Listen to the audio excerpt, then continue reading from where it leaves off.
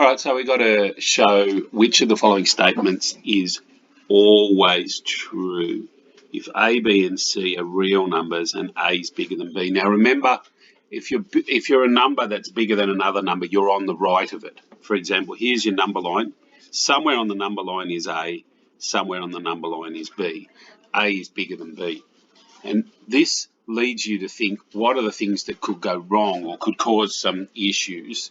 Well, if both numbers are positive whole numbers, that's normally happy days and it all seems to work out. But what if both numbers were fractions? Or what if one number was negative and one was positive? Or indeed both were positive?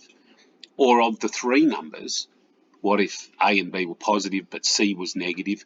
So you've got to explore some of those situations.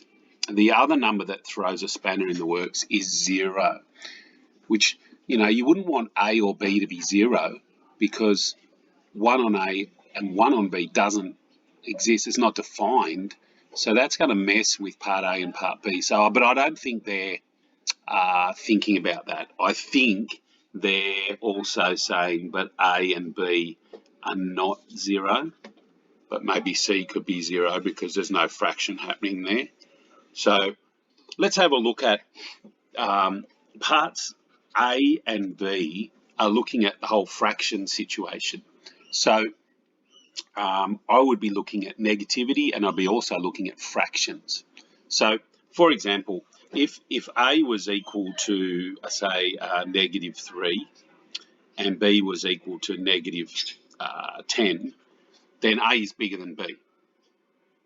And 1 on A would be -1/3 and 1 on B would be -1/10, right? Now, what situation do you have there? Well, there's 0, there's -1/10, and there's -1/3, right? This is your 1 on B, and this is your 1 on A. So now you've got your 1 on B is actually bigger than your 1 on A. So, part A and part B, when I look at those, at the moment, I've shown that this one happens, part B happens, which means part A can't always be true. Okay, now what if A was equal to, let's say, 3 and B was equal to 2?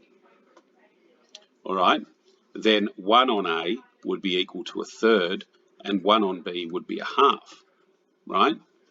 Now, when you think about that, you get 1/2 is sort of here, if that's 0, and 1/3 is there. So 1 on A is bigger than 1 on B in this case, which makes part B wrong, right? Here, 1 on A is bigger than 1 on B, right? So it makes that wrong. And of course, I could have chosen a fraction as well. Like, what if A was 1/2 and B was 1/3? Then 1 on A would be 2 and 1 on B would be 3, right? So here you've got A bigger than B, but here you've got 1 on A less than 1 on B. So, if you choose negatives or you choose fractions, you can usually find a way to mess with some of the things that look like they're always true, but they're only true just for nice positive whole numbers bigger than 1. All right, so I've got rid of A and B because they're not always true. Now, what about C? Well, what if C was 0? Or what if C was negative? That, like, if C was 0, right, you'd get A times 0 and you'd get B times 0. Well, 0 equals 0. 0 is not bigger than 0. So if C was 0, that wouldn't be true. But let's say that they don't want A and B and C are real numbers and A, B and C are not equal to 0. Let's say that that's what they meant. Then is there another way that part C could not work out? Well, yes. Like, what if A was 3 and B was 2? And what if C was -1? Then AC is equal to -3 and BC equals -2. So AC, -3, is actually on the left of BC, so it's less than BC. but they're saying it's bigger than BC. So that's not always true, even if you get rid of the fact of the zeroness. So by elimination, of course, D must always be correct.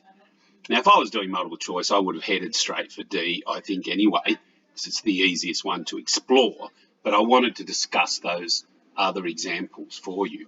But, you know, if you have A and B, if you add or subtract any number, same number from both, you'll still maintain that same relationship.